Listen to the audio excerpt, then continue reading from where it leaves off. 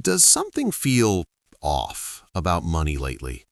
Not dramatic, not a crisis headline, just a quiet feeling that even when you're doing everything right, the numbers don't add up the way they used to. You get paid, you pay the bills, you're responsible, and yet, somehow, money feels tighter every year. Let's talk about that, calmly, realistically, without blaming you.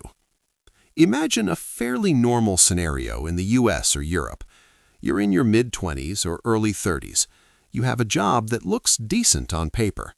Say your salary is $60,000 a year in the US, or around 45,000 euros in parts of Europe.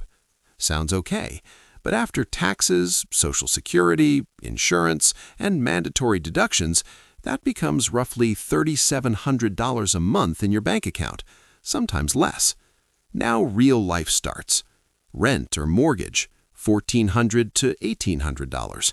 Utilities, phone, internet, $250. Car payment or transport, $400. Insurance, $150. Groceries, $400.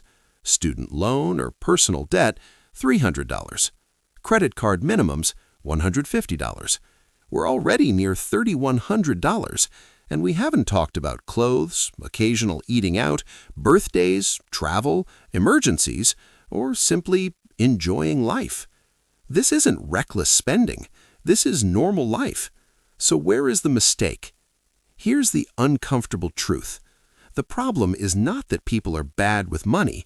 The problem is that the system quietly trains people to focus on monthly affordability instead of total cost. Let's take one example. A car. You don't ask, how much does this car really cost me over time? You ask, can I afford $420 a month?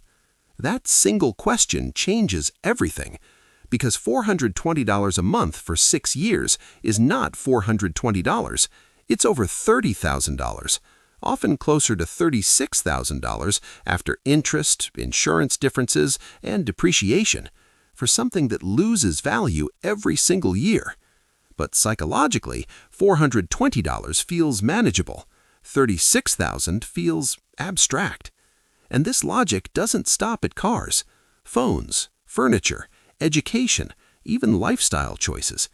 The system encourages you to slice large costs into small monthly numbers so your brain stops resisting. This isn't an accident. Human brains are terrible at long-term math and excellent at short-term comfort. We evolved to survive winters, not 30-year mortgages. So when someone says, it's only $90 a month, the pain center in your brain barely reacts. But compound costs don't care how you feel. Now zoom out 10 years. Someone earning a decent salary, making reasonable monthly decisions, often ends up with low savings, high fixed expenses, very little flexibility, and constant financial pressure despite working hard. Not because they failed, but because they were optimized for consumption, not resilience. Here's where financially intelligent people think differently. Not smarter, just differently. They don't ask, can I afford this payment? They quietly ask, what does this cost me in freedom? A higher rent doesn't just cost money, it locks you into stress. It limits job choices. It reduces your margin for mistakes. A financed lifestyle feels comfortable now, but it makes your future fragile. And the key word here is fragile, because when something unexpected happens, a job change, health issue, economic slowdown, the whole structure shakes. That's why money feels off lately. It's not just inflation. It's not just wages. It's that modern life quietly increased fixed obligations faster than incomes. And fixed costs are dangerous because they don't negotiate. The calm solution isn't extreme saving or cutting joy out of life. It's awareness. Understanding that wealth isn't about looking successful. It's about having options.